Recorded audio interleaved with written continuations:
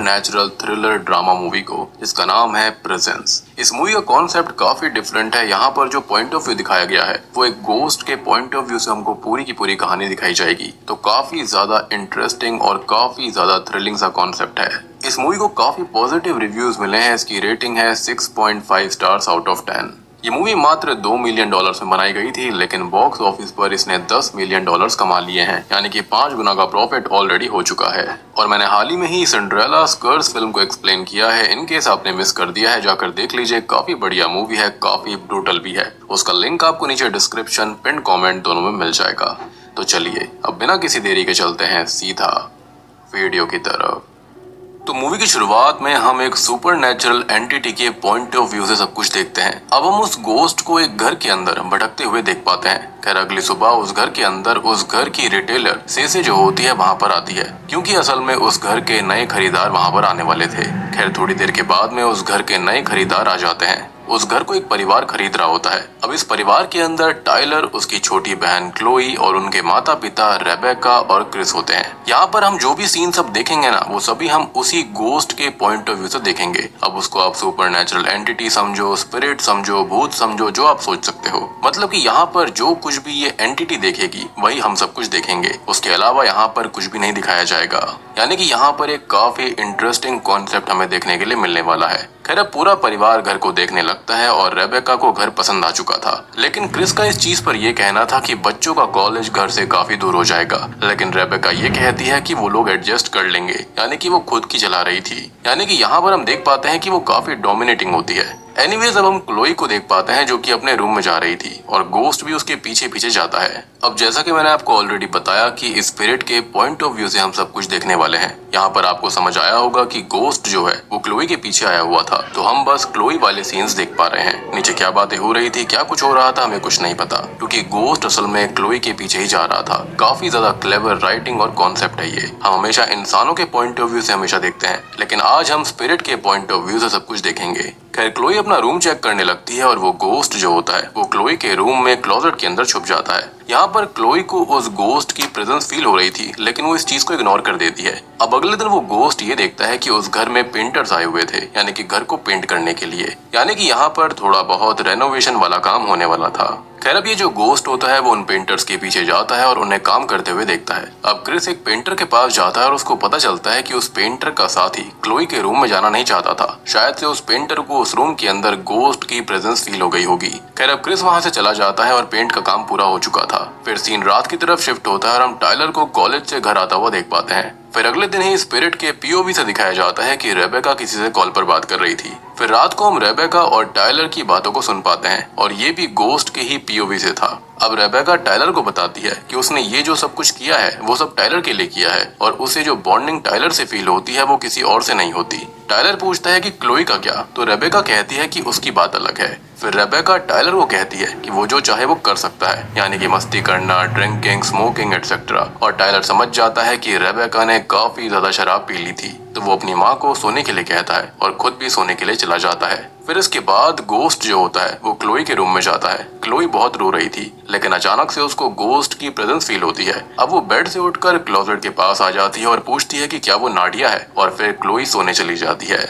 अब अगली सुबह हम नोटिस करते हैं कि जब क्लोई बाथरूम में नहा रही होती है तब वो गोस्ट क्लोई का सारा बिखरा हुआ सामान समेट कर टेबल पर रख देता है। और जब क्लोई नहाकर बाहर आती है तो वो अपने सारा का सारा सामान टेबल पर रखा पाती है, जिससे वो काफी शॉक्ड रह गई थी। उसकी आवाज सुनकर क्रिस वहाँ पर आता है, लेकिन क्लोई ये कहती है कि वो बस उसका वहम था। फिर क्रिस इन सब के बारे में रेबेका से डिस्कशन करता है। वो कहता है कि रेबेका को घर चेंज नहीं करना चाहिए था। क्लोई की 2 स्कूल फ्रेंड्स खत्म हो गई थी, जिसमें से एक क्लोई की बेस्ट फ्रेंड नाडिया भी थी। रेबेका कहती है कि नाडिया असल में ड्रग ओवरडोज से मारी गई थी और यहाँ पर जो गोस्ट है वो नाडिया का हो सकता है। अब क्रिस ये कहता है कि रेबेका ये सब बस खुद के लिए कर रही है, क्योंकि यहाँ से वो अपने काम पर जल्दी पहुँच जाती है। और ये बात सुनकर रेबेका नाराज हो गई थी, लेकिन क्रिस की बात बिल्कुल सच होती है। खैर अब रात को होता यह है कि क्रिस के लॉयर का फोन आ रहा होता है, लेकिन क्रिस अपने लॉयर को वॉइस मेल करता है कि वो उसे बाद में कॉल करे। खैर अब सीन अगले दिन पर शिफ्ट होता है और हम टाइलर के नए दोस्त रायन को देख पाते हैं, जो कि कॉलेज में काफी फेमस लड़का है। खैर टाइलर रायन को क्लोई से मिलवाता है और वहाँ से चला जाता है। उनके जाने के बाद में गोस्ट जो होता है वो क्लोई के रूम का दरवाजा ही बंद कर देता है। अब टाइलर रायन को अपने रूम में ले जाता है और वो दोनों ड्रिंक करने लगते हैं। खैर अब रात को हम देखते हैं कि रेबेका जब काम कर रही होती है तो क्रिस उसके पास जाता है। खैर अब क्रिस रेबेका को ये बताता है कि उसने क्लोई के लिए एक काफी अच्छा थेरेपिस्ट ढूंढ लिया है, लेकिन रेबेका ये कहती है कि क्लोई को थेरेपिस्ट की नहीं बल्कि वक्त की जरूरत है। क्रिस समझ गया था कि रेबेका असल में क्लोई के लिए थेरेपिस्ट की फीस नहीं देना चाहती थी। मुझे ऐसा लगता है कि यहाँ पर वो अपने बेटे टाइलर से ज्यादा प्यार करती है as compare to her daughter. खैर क्रिस फिर क्लोई और टाइलर से वो क्या खाना चाहते हैं वो पूछकर बाहर चला जाता है। यहाँ पर हम नोटिस कर सकते हैं कि क्रिस अपने दोनों ही बच्चों से बराबर प्यार करता है, लेकिन यहाँ पर रेबेका के साथ सेम सीन नहीं था। खैर बाहर उसे उसके लॉयर की कॉल आती है और ये सब बातें गोस्ट भी सुन रहा होता है। अब क्रिस अपने लॉयर से पूछता है कि उसका एक फ्रेंड है जिसकी मैरिड लाइफ अच्छी नहीं चल रही, तो अगर डिवोर्स लेना हो तो कस्टडी का क्या होगा, यानी कि बच्चों की कस्टडी का। तो जाहिर तौर पर लॉयर ने ये कहा था कि अगर बच्चे अपनी मर्जी से जिस भी माता पिता के साथ रहना चाहते हैं वो रह सकते हैं। इनडायरेक्टली यहाँ पर शायद वो अपनी और रेबेका की बात कर रहा था। ऑब्वियस सी बात है, हम देख सकते हैं कि वो अपनी बीवी से काफी तंग आ चुका था because she is very dominating. अब सीन अगले दिन पर शिफ्ट होता है जहाँ पर दिखाया जाता है कि क्लोई रायन को घर लेकर आई थी। वो दोनों किचन में जाते हैं और बातें करने लगते हैं। फिर क्लोई उसे अपने रूम में लेकर जाती है और रायन को वहाँ पर पता चलता है कि क्लोई और नाडिया असल में बेस्ट फ्रेंड हुआ करती थी। रायन पूछता है कि क्या क्लोई को लगता है कि नाडिया ने खुद अपनी जान ली होगी, तो क्लोई कहती है कि नहीं, ऐसा नहीं हो सकता, नाडिया ऐसा कर ही नहीं सकती थी। और नाडिया और क्लोई बहुत ही ज्यादा अच्छी दोस्त थी, बहुत ही ज्यादा करीब थी और इसलिए क्लोई वो सब भूल नहीं पा रही है। वो बताती है कि सबसे बुरी फीलिंग होती है अपने किसी करीबी को खोने की, स्पेशली जब आपको पता चले कि वो ऐसे खत्म हुए हैं जैसा कि कभी आपने सोचा भी नहीं था। अब ऐसे ही बातों में क्लोई और रायन क्लोज आ जाते हैं और एक दूसरे को किस करने लगते हैं। अब यहाँ पर रायन ये बात बताता है कि आज तक उसने कभी अपनी मर्जी से कोई भी फैसला नहीं लिया। उसकी माँ भी उसे बस कंट्रोल करना चाहती है, लेकिन ये जो क्लोई के साथ हो रहा है वो अपनी मर्जी से कर रहा है। खैर अब ये दोनों ही इंटीमेट होने वाले होते हैं, लेकिन ये जो स्पिरिट होती है इसे ये चीज बिल्कुल पसंद नहीं आती, इसलिए वो क्लोजेट के सभी कपड़े गिरा देता है। जब क्लोई क्लोजेट के पास जाती है तो वो गोस्ट उसके फेस पर सांस भी लेता है और इससे क्लोई काफी डर गई थी, यानी कि इसके बाद इन दोनों के बीच कुछ भी नहीं होता। बेसिकली ये स्पिरिट इस चीज को रोकना चाह रही थी। अब रात को क्लोई डिनर के वक्त बताती है कि इस घर में नाडिया का ही भूत है। खैर अब ये बात सुनकर टाइलर को काफी गुस्सा आ गया था और वो अपनी बहन को ही उल्टा सीधा बोलने लगता है कि नाडिया एक ड्रग एडिक्ट हुआ करती थी। अब क्रिस गुस्से में उन सबको चुप रहने के लिए बोलता है और कहता है कि वो ऐसे नहीं रह सकता। खैर अब रात को हम देखते हैं कि टाइलर अपने पिता से माफी मांगता है कि उसने जो कुछ भी कहा वो काफी गलत था, जिस पर क्रिस ये कहता है कि क्लोई ने बहुत कुछ सहा है और ऐसी बातें उसे और ज्यादा दुख पहुंचा सकती हैं। खैर अगले दिन अब क्लोई की माँ रेबेका उसको एक टॉप गिफ्ट में देती है, लेकिन यहाँ पर गिफ्ट के अंदर वो जो फीलिंग होती है ना वो बिल्कुल भी नहीं दिख रही थी। ऐसा लगता है कि जैसे रेबेका अपनी बेटी से उतना प्यार नहीं करती। एनीवेज अब रात को सारा परिवार बैठकर बातें कर रहा होता है और टाइलर उनको एक प्रैंक के बारे में बता रहा था जो कि उसने रायन के साथ में मिलकर एक लड़की के साथ किया। उन्होंने उस लड़की को एक बहुत ही एम्बैरेसिंग सी टी शर्ट पहनने के लिए कहा था। अब क्लोई ये देखती है कि जिस लड़की के साथ टाइलर के दोस्तों ने मजाक किया था उस लड़की की वो टी शर्ट वाली पिक्चर सभी जगह वायरल हो गई थी। अब ये सारी चीजें वो स्पिरिट भी देख रही होती है जो कि बहुत ही ज्यादा गुस्सा हो जाती है और वो गुस्से में आकर टाइलर के रूम में चली जाती है, जिसके बाद इस गोस्ट ने टाइलर के रूम को पूरी तरह से तहस नहस कर दिया था। सारा परिवार ये सब कुछ अपनी आंखों से विटनेस करता है। क्लोई तो ये तक कहती है कि ये सब नाडिया ने ही किया है। खैर अब इन सब के बाद में सारा परिवार डरा हुआ था, वो घर के बाहर चले गए थे, लेकिन टाइलर को अभी भी क्लोई की नाडिया के गोस्ट वाली बात पर यकीन नहीं हो रहा था। क्रिस टाइलर को शांत रहने के लिए कहता है और फिर पूरा परिवार थोड़ी हिम्मत करके घर के अंदर जाता है। फिर क्रिस जो होता है वो इस घर के रिटेलर यानी कि सेल्स पर्सन सेसे को कॉल करता है, लेकिन सेसे ये बताती है कि उस घर में आज से पहले ऐसी कोई भी कंप्लेंट कभी नहीं आई है। लेकिन अगर उन लोगों को ये लगता है कि हाँ इस घर के अंदर कोई एंटिटी है तो सेसे की एक सिस्टर इन लॉ है जिसका नाम लीसा है और लीसा वो सारी चीजें देख सकती है, सेंस कर सकती है जो कि एक आम इंसान नहीं कर सकते। खैर उन सब के पास और कोई रास्ता भी नहीं था। अब अगले दिन वहाँ पर लीसा अपने हस्बैंड कार्ल के साथ आती है। लीसा को घर के अंदर आने से पहले ही वहाँ की स्पिरिट के बारे में पता चल गया था। अब कार्ल उनको बताता है कि कुछ ऐसे गोस्ट होते हैं जिनके लिए आफ्टर लाइफ का दरवाजा ओपन होता है, लेकिन कभी कभी उस दरवाजे में क्रैक्स आ जाते हैं और उन क्रैक्स के अंदर से ये गोस्ट बाहर आते हैं। लेकिन लीसा ये कहती है कि ये कोई डीमन नहीं है बल्कि ये स्पिरिट है जो कि बहुत ही ज्यादा कंफ्यूज्ड हो रखी है, क्योंकि ये पास्ट, प्रेजेंट और फ्यूचर को एक ही टाइम पर विटनेस करते हैं। ऐसे में जो स्पिरिट्स होती हैं, गोस्ट होते हैं, वो टाइम को लेकर बहुत ही ज्यादा कंफ्यूज्ड रहते हैं। और लीसा उस घर के मिरर को भी टच करती है और उसे एक सेंसेशन सी फील होती है और उसे कुछ तो हो जाता है। वो फिर क्रिस को अपने साथ दूसरे रूम में लेकर जाता है और बताता है कि जब लीसा ऐसे स्पिरिट से इंटरेक्ट करती है तो फिर वो 3-4 दिन तक काम नहीं कर पाती। और कार्ल यहाँ पर क्रिस से इनडायरेक्टली उन 3-4 दिनों की सैलरी मांग रहा था, बेसिकली पैसा मांग रहा था, जिसके चलते क्रिस भी उसे पैसे दे देता है। अब क्लोई को भी उस मिरर को टच करने से एक सेंसेशन सी फील होती है, जिसके बाद में कार्ल और लीसा वहाँ से चले जाते हैं। खैर अब जब रेबेका को ये बात पता चलती है कि क्रिस ने इन सब के लिए पैसे दिए हैं, तो रेबेका ये कहती है कि फिर कभी भी लीसा यहाँ पर नहीं आनी चाहिए, विच शोज कि रेबेका कितनी ज्यादा कंजूस थी। खैर अब उस स्पिरिट को पता नहीं क्या हो जाता है, वो जाकर क्लोई के रूम के क्लोजेट के अंदर छिप जाता है। अब एक दिन जब क्लोई और रायन साथ में थे, तब क्लोई बाथरूम चली जाती है और रायन क्लोई के लिए जूस लेकर आया था। वो असल में क्लोई की ड्रिंक के अंदर ड्रग्स मिक्स कर देता है और स्पिरिट ये सब देख रही होती है। जब क्लोई बाथरूम से बाहर निकलती है तो इससे पहले क्लोई ग्लास उठाती, गोस्ट जो होता है यानी कि स्पिरिट ग्लास को ही नीचे गिरा देती है। अब यहाँ पर हम और गोस्ट ये समझ जाते हैं कि रायन के इंटेंशंस बिल्कुल भी क्लोई के लिए ठीक नहीं थे, लेकिन वो फिर भी ऐसा शो कर रहा होता है कि जैसे वो सच में क्लोई को पसंद करता है, यानी कि रायन जैसा दिखता है वो वैसा बिल्कुल भी नहीं था।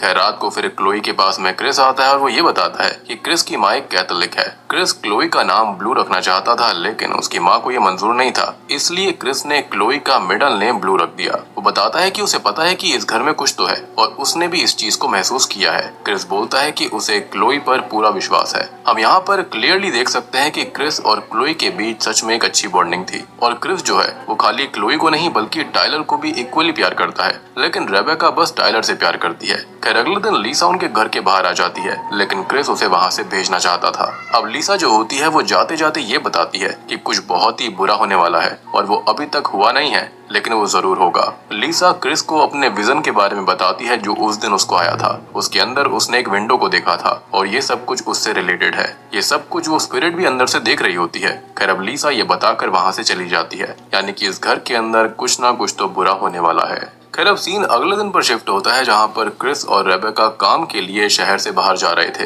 क्रिस अब जाने से पहले साफ साफ दोनों बच्चों को ये बोलकर जाता है कि घर में किसी को भी लेकर आने की जरूरत नहीं है, कोई पार्टी नहीं होगी, और फिर वो दोनों वहाँ से निकल जाते हैं। लेकिन ऑब्वियस सी बात है कि बच्चे ये सब कहाँ मानने वाले थे। उनके जाने के बाद टाइलर ड्रिंक करने लगता है और थोड़ी देर के बाद में वहाँ पर रायन भी आ गया था। अब रायन जो होता है उसे जूस से बहुत ही ज्यादा प्यार होता है। रायन टाइलर के लिए किचन में से जूस लेने जाता है और शॉकिंगली वो टाइलर की ड्रिंक्स के अंदर भी ड्रग्स को मिक्स कर देता है। टाइलर भी वो जूस पी लेता है और थोड़ी ही देर के बाद में उसे बेहोशी छा गई थी। अब उसके बेहोश होने के बाद में रायन क्लोई के लिए भी ग्लास में जूस लेकर जाता है और उसके अंदर भी उसने ड्रग्स को मिला दिया था। खैर अब रायन क्लोई के रूम में जाता है और क्लोई रायन से ये कहती है कि वो ये सब और नहीं कर सकती, क्योंकि शायद क्लोई को अकेले ही रहना चाहिए। अब यहाँ पर रायन क्लोई को इमोशनली ब्लैकमेल भी करने लगता है, लेकिन क्लोई उसकी बातों में नहीं आती। अब आखिर में रायन हार मान जाता है और वो क्लोई को एटलीस्ट जूस पीने के लिए कहता है और क्लोई इस बार जूस पी लेती है। अब थोड़े ही वक्त के बाद में क्लोई भी बेहोश हो जाती है और पहले तो रायन उसके साथ अच्छी अच्छी बातें करता है, लेकिन तभी शॉकिंगली हम उसकी रियल आइडेंटिटी को देखते हैं। और दोस्तों अब यहाँ पर खुलते हैं प्रेजेंस मूवी के असली पत्ते। वो क्लोई को बताता है कि उसने क्लोई को अपना कंट्रोल दिया था और अब वो वही कंट्रोल वापस ले रहा है और वो उस पर कंट्रोल करेगा। और तभी रायन एक रैपिंग शीट से क्लोई का मुंह और नाक कवर करके उसको मारने की कोशिश करने लगता है। जी हाँ, रायन खुद बताता है कि नाडिया और दूसरी लड़की को भी रायन ने ऐसे ही मारा था, यानी कि क्लोई की जिन दो दोस्तों की मौत हुई थी उसका जिम्मेदार कोई और नहीं बल्कि वो रायन ही था, जो कि अभी तक पकड़ा नहीं गया। वो बताता है कि उसने पहले उन्हें सेम तरह से ड्रग दिया था और फिर सेम तरह से दम घोटकर मार दिया, लेकिन रिपोर्ट्स के अंदर यही बताया गया था कि ड्रग्स की वजह से नाडिया की मौत हुई थी, क्योंकि ड्रग्स वाले केसेस में ज्यादा इन्वेस्टिगेशन नहीं होती। अब रायन यहाँ पर मजे लेते हुए क्लोई को धीरे धीरे खत्म कर रहा होता है और ये बात साबित हो जाती है कि रायन असल में एक सोशियोपैथ है, वो बिल्कुल साइको था। खैर अब वो जो गोस्ट होता है वो भी ये सब कुछ देख रहा था, लेकिन वो खुद कुछ भी नहीं कर सकता था क्लोई को बचाने के लिए। अब वो जो गोस्ट होता है वो सीधा टाइलर के पास पहुंच जाता है और उसके कानों में जोर से आवाज करने लगता है और तभी इससे टाइलर होश में आ गया था। और अब टाइलर भागकर सीधा क्लोई के रूम में जाता है, क्योंकि वो समझ गया था कि कुछ ना कुछ गड़बड़ जरूर है। अब जैसे ही क्लोई के रूम में टाइलर रायन को देखता है कि वो उसकी बहन को खत्म कर रहा है, तो वो रायन को लेकर सीधा विंडो तोड़कर बाहर कूद जाता है और रायन के साथ साथ टाइलर भी नीचे गिरने की वजह से मारा गया था। और लीसा की वो विंडो वाला जो विजन होता है वो भी सही साबित होता है। फिर सीन कुछ दिन बाद शिफ्ट होता है और अब रेबेका, क्रिस और क्लोई उस घर से कहीं और शिफ्ट हो रहे थे। क्लोई अब बाहर क्रिस के पास चली जाती है और वो रेबेका को कुछ वक्त के लिए अंदर छोड़ देती है। थोड़ी देर के बाद में रेबेका भी वहाँ से आने लगती है, लेकिन जब वो उस घर में रखे हुए मिरर के सामने से गुजरती है तो वो उसमें टाइलर को देखती है, यानी कि वो जो आफ्टर लाइफ के भंवर में फंसा हुआ था। अब रेबेका जोर जोर से रोने लगती है, चिल्लाने लगती है अपने बेटे की वजह से। उसकी आवाज सुनकर क्रिस और क्लोई अंदर आते हैं और रेबेका उनको बताती है कि वो गोस्ट जो कि इस घर के अंदर था वो कोई और नहीं बल्कि वो टाइलर था, जो कि फ्यूचर से अपनी बहन क्लोई को बचाने यहाँ पर आया। और बूम, इसी के साथ में प्रेजेंस मूवी यहीं पर खत्म हो जाती है। तो दोस्तों, ये थी प्रेजेंस फिल्म की कहानी और अब तक आपको समझ में आ चुका होगा ये गोस्ट या फिर स्पिरिट किसी और की नहीं बल्कि फ्यूचर से आए हुए टाइलर की थी, जो कि उस मिरर की मदद से ही फ्यूचर से आया था। लेकिन पूरी मूवी के अंदर उसे टाइम का अंदाजा ही नहीं था। वो काफी ज्यादा कंफ्यूज्ड हो रखा था कि आखिर वो है कहाँ पर। अब एक थियरी ये कहती है कि जो ओरिजिनल टाइमलाइन होनी चाहिए थी वहाँ पर क्लोई को रायन ने मार दिया था और टाइलर को पता चल गया था कि क्लोई को रायन नहीं मारा है, इनफैक्ट नाडिया और बाकी लड़कियों को भी। और बदला लेने के लिए टाइलर उसके पास गया, लेकिन उल्टा रायन ने ही टाइलर को खत्म कर दिया। सो बेसिकली टाइलर का गोस्ट जो है, जो कि ओरिजिनल टाइमलाइन से था, वो पास्ट में आया, या फिर ये कहें कि फ्यूचर वाला पास्ट में चला गया था, यानी कि स्पिरिट पास्ट में आ गई थी। जैसा कि लिसा ने बताया था कि इनको पता नहीं रहता कि वो कौन से टाइमलाइन के अंदर है, और फाइनली उसने इस टाइमलाइन के अंदर वाले टाइलर के कानों में आवाज देकर उसे उठाया था ताकि वो अपनी बहन को बचा सके। एंड आई बिलीव कि जो ओरिजिनल टाइमलाइन होने वाली थी उसके अंदर टाइलर जो था वो वहाँ पर बेहोशी पड़ा रह गया होगा, जिसके चलते ही यहाँ पर रायन ने उसको मार डाला होगा, यानी कि क्लोई को। लेकिन फाइनली टाइलर के गोस्ट ने यहाँ पर आकर अपनी बहन को बचा लिया था, यानी कि जो होना था उस चीज को रोक लिया। लेकिन एक बात यहाँ पर बिल्कुल 100% फिक्स है कि टाइमलाइन कोई भी हो, टाइलर का मरना जरूरी था, तभी क्लोई की जान बच पाती। अगर टाइलर मरेगा नहीं तो गोस्ट कैसे बनेगा, और गोस्ट नहीं बनेगा तो वो पास्ट में वापस जाकर क्लोई को कैसे बचा पाएगा। और जब टाइलर का गोस्ट पास्ट में आया होगा और उसने क्लोई को बचाया तो ओरिजिनल टाइमलाइन वाले टाइलर के गोस्ट की एग्जिस्टेंस खत्म हो गई होगी, कि क्लोई को बचाने की वजह से एक नई टाइमलाइन बन गई थी। इस टाइमलाइन के अंदर टाइलर ने क्लोई को बचा लिया था, लेकिन वो खुद मारा गया। तो अब न्यू टाइमलाइन वाले टाइलर का गोस्ट एक लूप में फंस गया है और उसे बार बार पास्ट में आकर क्लोई को बचाना होगा। तभी तो यहाँ पर मिरर के अंदर रेबेका को उसकी रिफ्लेक्शन फिर से दिखाई दी थी। और मुझे ऐसा लगता है कि अब वो यहाँ फंस चुका है, उसकी स्पिरिट फंस चुकी है, और अब ऐसी चीजें जो है वो इटर्निटी तक होती रहेंगी। और कहते हैं ना कि पास्ट को बदलने से बहुत बुरा कुछ हो सकता है, और यहाँ पर वो बुरा टाइलर के गोस्ट के साथ हो रहा था, यानी कि अनंत काल तक उसके साथ ऐसा ही होता रहेगा। और एक और इंटरेस्टिंग चीज ये है कि क्लोई अपनी फ्रेंड्स यानी कि नाडिया और उसके एक और दोस्त के बारे में बिल्कुल सही थी, कि वो ऐसी बिल्कुल भी नहीं है कि वो खुद को ही खत्म कर लें या फिर उनको ड्रग्स का एडिक्शन हो। यानी कि यहाँ पर रायन वाली चीज थी, रायन ने ही उन लोगों को मारा था, लेकिन ये चीज कभी साबित नहीं हो पाई। तो दोस्तों, उम्मीद करता हूँ कि आपको प्रेजेंस फिल्म की एक्सप्लेनेशन समझ में आ गई होगी, पसंद भी आई होगी। मूवी काफी इंटरेस्टिंग है, कॉन्सेप्ट काफी अच्छा है इसका। बाकी आप लोग बताना कि अगर आपको कोई डाउट वगैरह है तो आप कमेंट सेक्शन में पूछ लीजिए, ताकि मैं आपको जल्दी से जल्दी जवाब दे दूंगा। तो चैनल के